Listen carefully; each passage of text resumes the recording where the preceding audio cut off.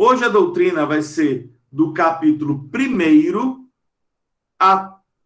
no verso 6 até o verso de número 22, que é quando finaliza esse capítulo. Então, nós vamos finalizar o capítulo 1.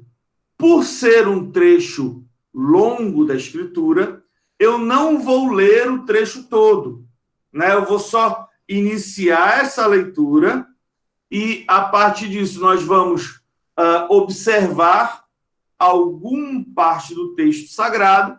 Nós vamos organizar da seguinte maneira, eu penso que assim vai ficar mais fácil o nosso entendimento.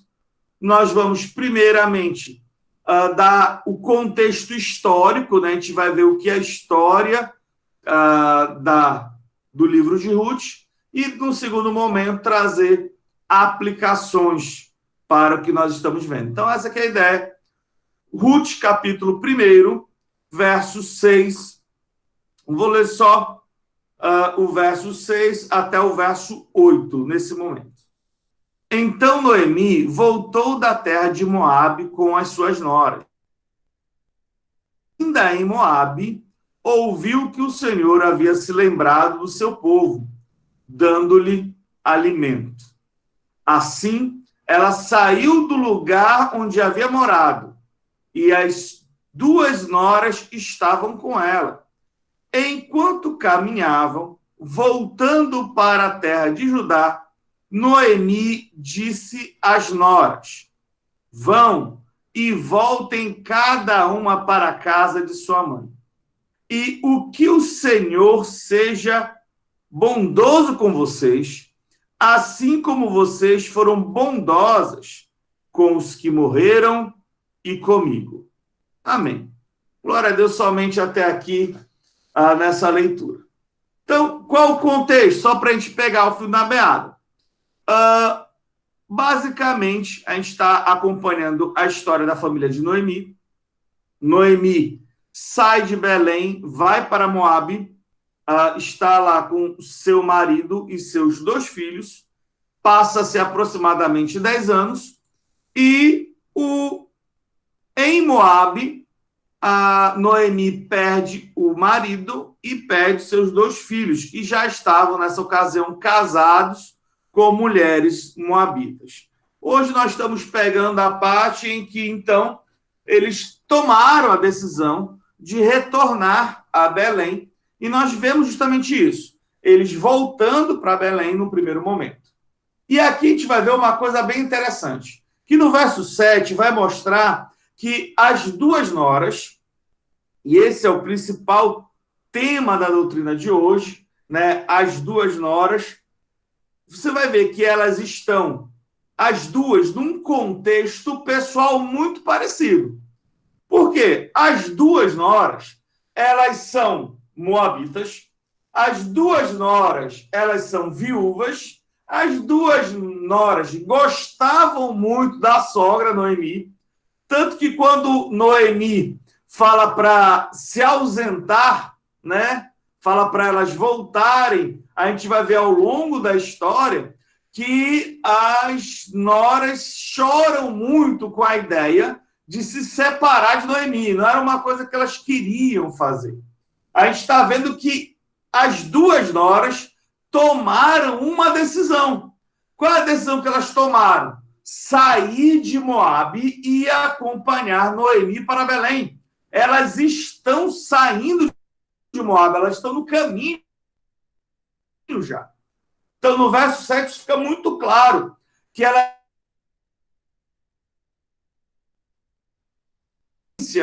da Noemi em relação à companhia das suas noras.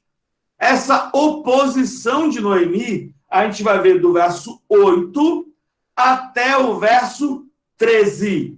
E aqui, irmãos, o que a gente precisa destacar nesse momento? Que eu tenho certeza que Noemi não estava mal intencionada em relação às suas noras, muito pelo contrário. Ela tinha um querer bem por elas. Né? Tu percebe claramente que ela estava preocupada com a situação das noras, porque elas ficaram viúvas e ela parou e falou: puxa, o que é o melhor para essas meninas? Né? Se essas meninas ficarem comigo, vão lá para Belém, eu não tenho como me sustentar, eu sou viúva, elas são viúvas, e ao longo dos argumentos que ela apresenta é justamente isso. Existia uma prática que vem da lei lei de Deus estabelecida no livro de Levi, que fala sobre como é que se dava essa questão dos casamentos, né? No caso específico, elas, se tivessem filhos, mais filhos, se Noemi tivesse outros filhos homens, as mulheres viúvas dos que ficaram casariam com os outros irmãos para dar um prosseguimento à linhagem. No entanto, isso é o que, inclusive, Noemi ressalta. Ela não tem mais nenhum filho para que as suas noras casassem. Mesmo que tivesse um filho, provavelmente, até o bichinho crescer, não ia dar certo. Então, aqui é uma preocupação de Noemi com as suas noras. Por isso que ela resiste e fala para elas voltarem para Moabe. E aqui a gente vai ver muito dos argumentos do verso 8 até o verso 13. Quando chegar no verso 14, a gente vai enxergar essa separação das duas noras. No verso 14, diz: então, de novo, choraram em alta voz. Olha como foi uma separação sofrida. Orfa, com um beijo, se despediu de sua sogra. Porém, Ruth se apegou a ela. Ou seja, no verso 14, a gente enxerga que aquelas duas noras que voltavam juntas para ajudar, que haviam decidido juntas a sua ida para ajudar, que haviam decidido permanecer junto a Noemi, aqui elas se separam, cada um vai para o seu lado. E continua a insistência, Ruth diz e insiste que não vai se separar de Noemi e elas voltam para Belém. Verso 19 vai contar dessa chegada em Belém e vai relatar do 19 até o 22 a situação que Noemi estava, de uma profunda tristeza, sabe? De uma amargura da alma. E aqui eu vou ler o verso 20, que é importante para a gente ir contextualizando a história. Porém, ela lhes dizia, Noemi dizia para as mulheres de Belém que a reconheciam: não me chamem de Noemi, mas de Mara, porque o Todo-Poderoso me deu muita amargura. Mara significa literalmente isso, amargo, né? Então ela está numa situação emocional de muita amargura na sua alma, e é nesse contexto que elas chegam em Belém. Ponto. Esse é o panorama da história de Ruth. Essa parte é a parte que cada um de nós já sabe, né? E que eu espero que vocês estejam já tenham lido o livro de Ruth, inclusive. O que a gente vai querer fazer agora?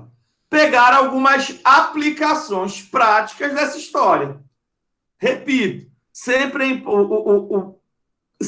gente precisa parar e pensar assim: puxa, vi aqui uma história interessante. Só que é uma história interessante da palavra de Deus, na palavra de Deus. Então, mais do que uma história interessante, está falando aqui sobre Deus se revelando. Está falando aqui de lições preciosas para a nossa vida. E eu quero aqui elencar algumas das lições que a gente pode aprender com essa parte da Sagrada Escritura. Primeira aplicação para a nossa vida é o que eu quero chamar hoje de o poder de permanecer. O poder de permanecer. Observa. Duas noras decidiram. Só uma nora permaneceu. Só uma das noras perseverou. Irmão, por que isso existe um poder de Deus nessa questão de perseverar? Primeira coisa que eu quero mostrar para vocês é um entendimento que eu aprendi há muitos anos atrás e alguns de vocês que se congregam ou congregaram comigo já devem ter visto essa explicação. Pastor Sérgio Costa, nosso pastor, vice-presidente da Bela Vista, pastor do campo de Maracanaú, uma vez na época que eu estava no seminário, ele explicou qual era a diferença entre crença e fé. Será que é a mesma coisa? Pastor Sérgio Costa explica da seguinte maneira. Crença é aquilo que uma vez eu entendi e assumi como verdade no meu coração. Pronto. A palavra de Deus tocou no meu coração. Eu entendi a palavra de Deus e, baseado nisso, eu criei. Eu tive uma crença. E o que é a fé? Fé é a minha capacidade de permanecer fiel àquilo que uma vez eu criei. Por que é importante a gente perceber isso desta maneira? Para a gente entender que existe um poder de Deus na nossa vida, não somente no momento que a gente decide, no momento que a gente crê, mas é um poder de Deus que se aperfeiçoa no momento que a gente tem fé, no momento que a gente permanece fiel naquilo que a gente uma vez creu. Observe, por que as duas decidiram voltar para... Perdão, elas eram moabitas, no caso, elas iam para Belém. Por que elas decidiram ir para Belém? Porque elas creram numa palavra que chegou para elas quando elas ainda estavam em Moabe.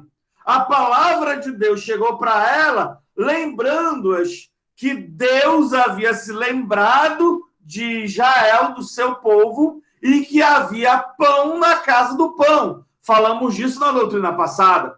Então, elas creram e decidiram. Só que uma delas teve fé. Uma delas, Ruth, permaneceu fiel àquilo que ela creu. A outra, Orfa, não teve fé. Teve apenas a crença.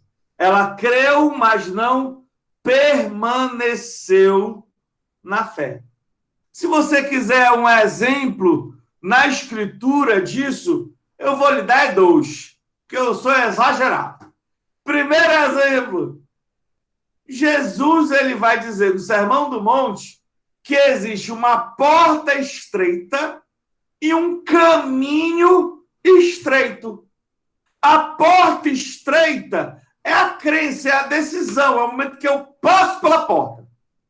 E o caminho estreito é um ato de fé, de permanecer caminhando, permanecer fiel, permanecer, continuar, perseverar.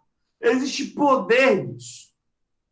E um segundo exemplo, Jesus vai relatar isso lá em João, capítulo número 15.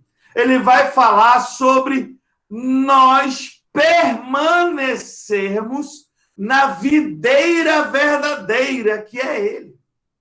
João capítulo 15, verso 4, Jesus vai dizer que nós devemos permanecer nele, assim como a vara deve permanecer ligada à videira, para que nós possamos frutificar. E se nós não permanecermos ligados à videira, obviamente, a gente não persevera na fé. tem um verso fundamental para contextualizar dentro dessa passagem que nós estamos vendo hoje. No verso 15, Noemi está argumentando ainda com Ruth, tentando convencer Ruth a ir-se embora também, e ela vai falar o seguinte: veja, a sua cunhada voltou para o seu povo e para os seus deuses. Vá você também com ela.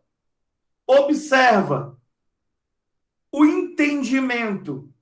Orfa, não tendo permanecido naquilo que ela creu, pois ela decidiu, e ela não permaneceu no caminho indo para Jerusalém, fez com que ela voltasse, se desligasse da videira, retrocedesse e se desviasse.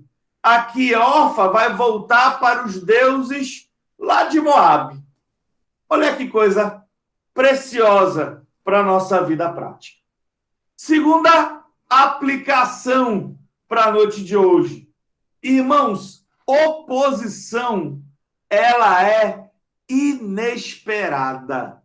Nunca imagine que a oposição vai vir de alguém longe de você ou de alguém que não é importante para você.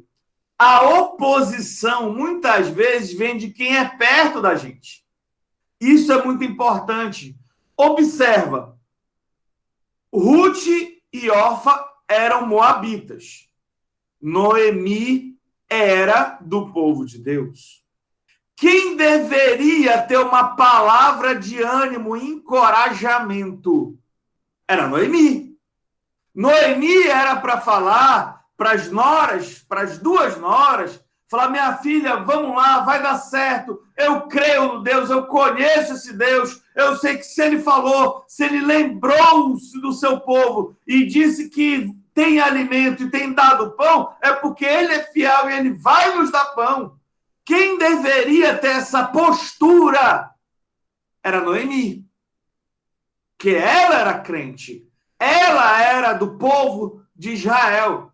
Mas qual foi a palavra de Noemi? Foi uma palavra de desânimo. Foi uma palavra: não vá não, desista, né? A gente vai passar dificuldade. Enfim, é uma palavra de quem não creu. Observa quantas vezes na nossa vida a gente passa por oposições que são geradas por pessoas perto da gente. Pessoas que a gente imagina que deveriam nos dar uma palavra de bênção para a nossa vida. Algumas vezes a gente recebe uma palavra de desânimo dessas pessoas. E isso acontece. A gente está vendo aqui um caso na Sagrada Escritura que aconteceu. E a gente tem que estar preparado para isso. Agora, o detalhe: quando a oposição vem de gente que é perto, a oposição vem de gente que nos é querido, irmão, dói mais, viu? Porque, receber oposição de quem você não está nem tchuyum para ele, rapaz, não tem problema não. Ora, não, tu não se importa, né? Uma pessoa que eu não gosto, não confio, não tenho relacionamento, acho um problema dela. Agora, quando é uma pessoa perto, eita, aí a gente tem que estar firmado na rocha. Aí que a gente tem que estar mais firme. Aí observa, como é que Ruth sobreviveu à oposição? Ela não ouviu a palavra de oposição. Ela permaneceu firmada na palavra de Deus. Ela permaneceu crendo na palavra que o Senhor havia dado, que havia pão na casa do pão. Então, ela permaneceu fiel. Olha só, voltamos para o poder de permanecer. Ok. Terceira aplicação para hoje. Perigo da perda dos referenciais. Irmãos, é terrível quando a gente perde os nossos referenciais. Noemi, nesse momento da Escritura, ela perdeu o referencial dela. Por quê? Ela era uma pessoa que deveria estar crendo. Ela é uma pessoa que deveria estar firmada na palavra. Só que observa, no verso 20, nós lemos o texto, ela está confessando o seu amargor de coração. A pergunta é, por que Noemi ficou amargurada dessa forma?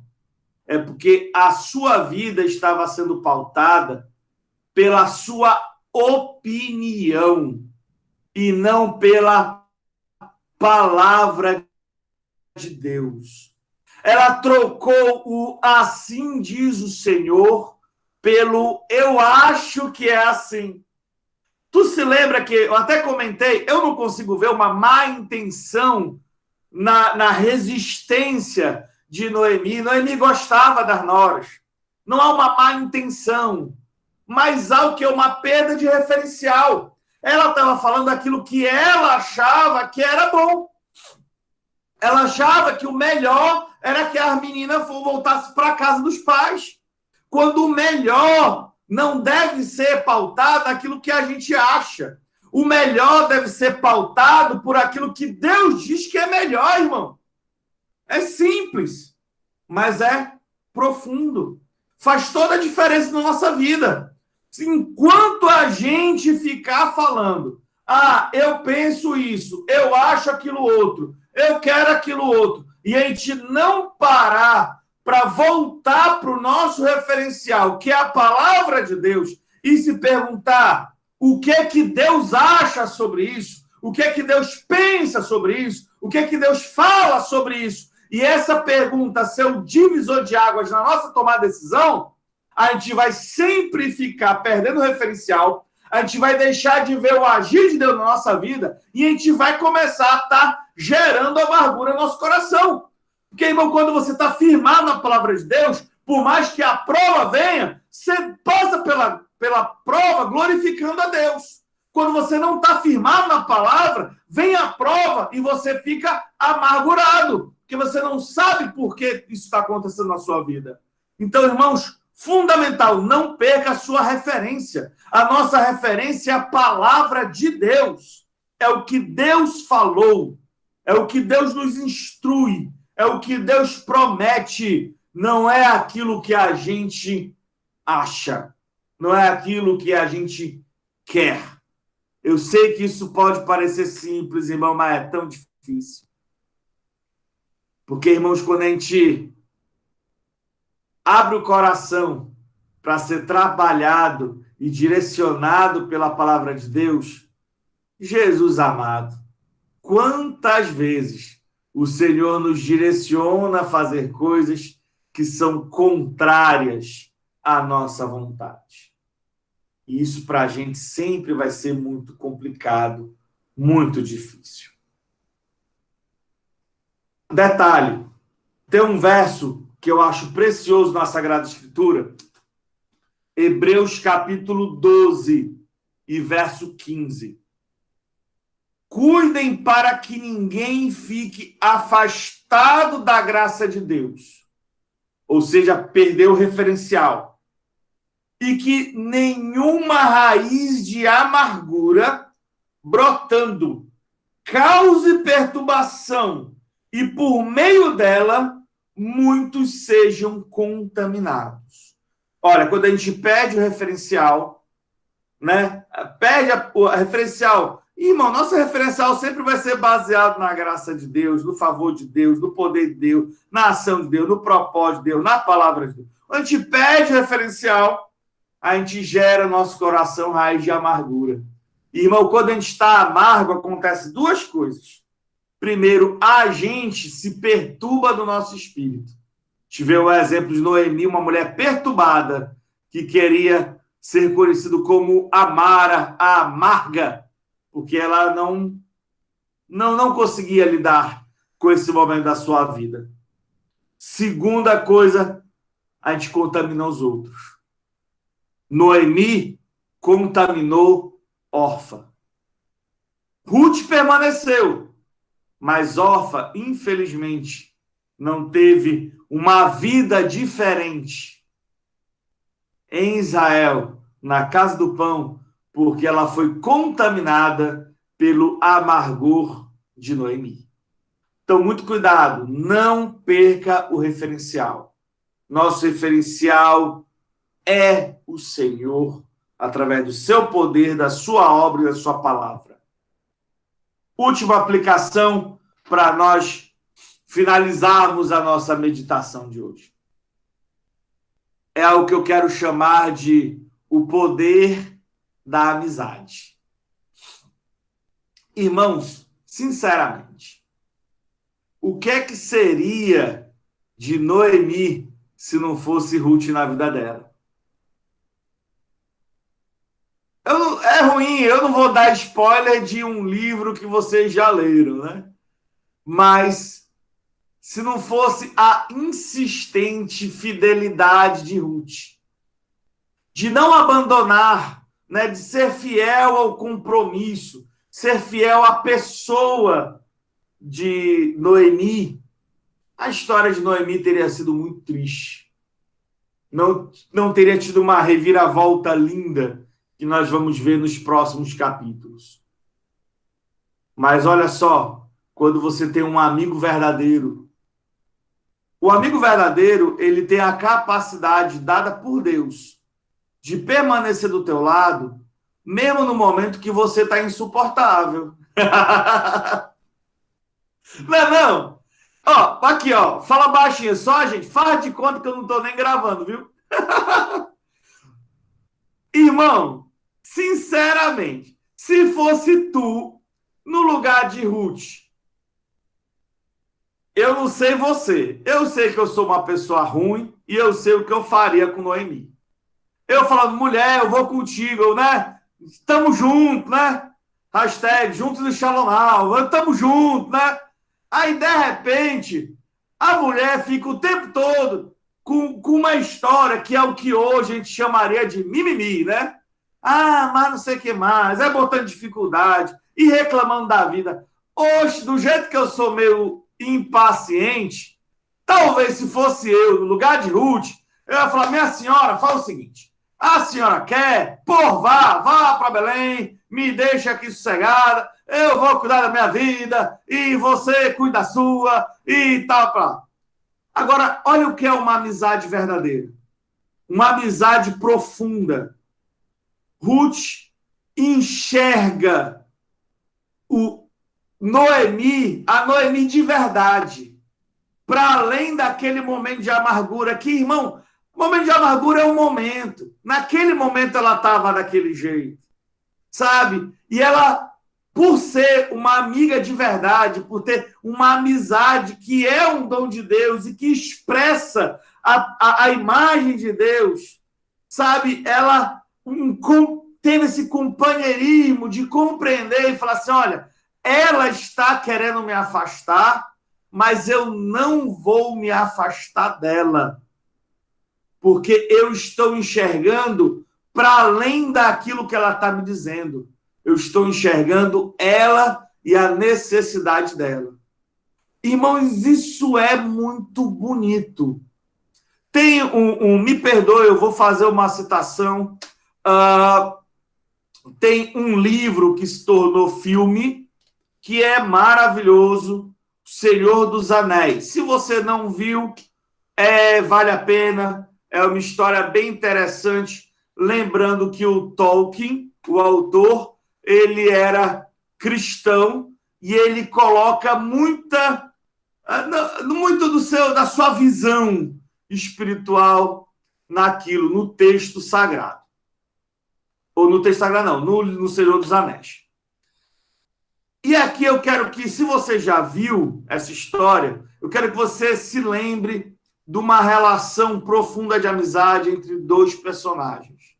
Tem um personagem principal, que é o Frodo, aquele que carrega o anel, que tem que destruir o anel, e enfim, ele que está com o fardo a ser levado. E tem um grande amigo, o Sam, que não o abandona, mesmo quando o Frodo o expulsa. E uma das passagens mais fantásticas da história, Frodo olha e sabe que o fardo que ele tem que levar é dele. E o Sem olha e fala: olha, eu não posso carregar o anel, mas eu posso carregar você. E por um trecho, e eles já exaustos, Sem coloca o Frodo nos seus ombros e carrega o amigo. A amizade é isso, irmãos. Sabe, tem hora que a gente precisa pagar o preço pelo outro, permanecer com compromisso, com fidelidade, mesmo em momentos muito complicados. Talvez essa ideia de amizade tenha se perdido, que queira ou não, nós vivemos tempos onde tudo é descartável, tudo é fragilizado, e talvez sejam tempos difíceis de gerar amizades profundas, mas eu quero que você entenda que amizades verdadeiras são importantíssimos para as nossas vidas, que Deus coloca amigos, irmãos nas nossas vidas, que nos abençoam e transformam a nossa história.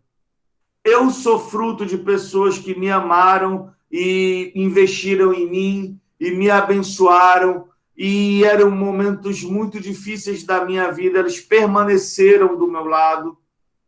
Que o amigo é isso, é aquele que está contigo no momento difícil. O texto sagrado vai dizer que em todo tempo se conhece, né, o amigo, mas na dificuldade, né, que gera-se um irmão. Essa amizade profunda, ela é algo que precisa ser cultivado por nós. E é um compromisso de fidelidade com o outro. E, principalmente, a amizade verdadeira, eu quero que você guarde o que eu vou falar isso neste momento. A amizade verdadeira é uma união, não somente de duas pessoas, mas é uma união de pessoas, de fé e de propósitos. União de pessoas, fé e propósitos. C.S. Lewis, no Quatro Amores, ele vai explicar a amizade, que é um tipo de amor, como duas pessoas que estão olhando na mesma direção. Tem um alvo, tem uma missão, tem uma visão, tem um propósito, onde eles podem caminhar lado a lado e se apoiarem mutuamente. Você consegue gerar essas amizades verdadeiras e profundas com pessoas que você vai unir a sua fé, tem o mesmo coração, tem o mesmo sentimento, o mesmo propósito, mesmos valores. Isso é fundamental para a nossa vida. E eu quero fundamentar essa minha afirmação no texto que nós estamos lendo hoje, estudando hoje. Eu quero fundamentar isso no verso de número 16.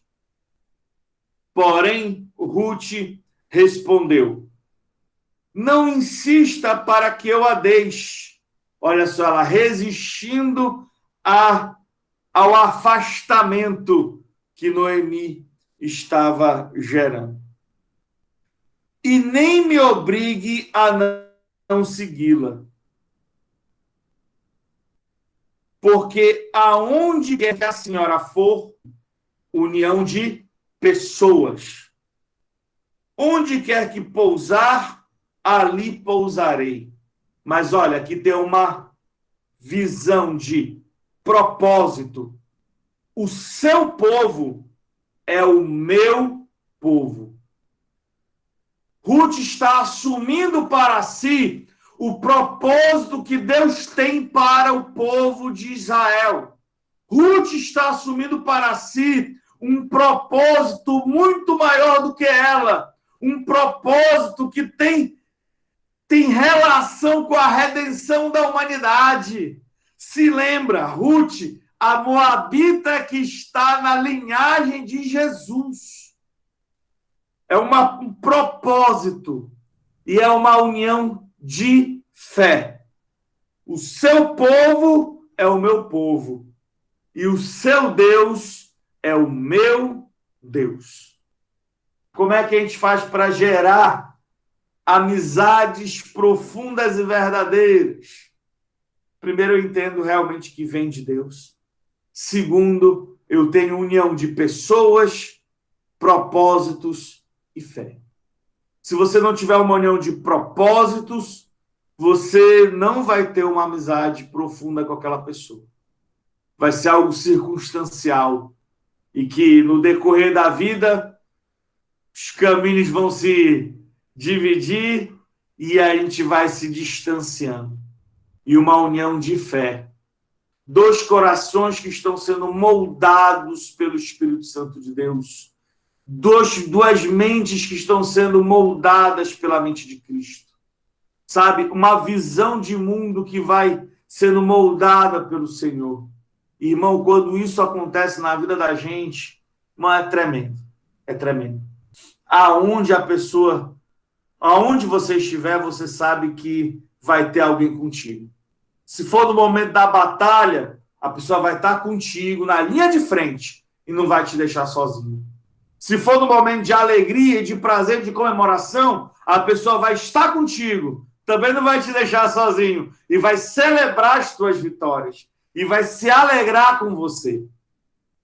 Eu estou fazendo nesse comentário agora um eco daquilo que Paulo disse, né? Alegrai-vos com os que se alegram e chorai com os que choram. Amigos de verdade são assim. Eles celebram as nossas vitórias como se fossem deles. E choram as nossas perdas e derrotas como se fossem deles também. Amém. Rápida recapitulação. Aplicações. Poder de permanecer. Permaneça. Permaneça. Decidiu. Palavra de Deus tocou no seu coração. Permaneça. Persevere. Não retroceda, que o Senhor há de te fortalecer em cada passo. Cuidado com a oposição inesperada. Ela pode acontecer, vai ser doído, mas você firmado na palavra, você vai superar. Cuidado com o perigo da perda de referenciais.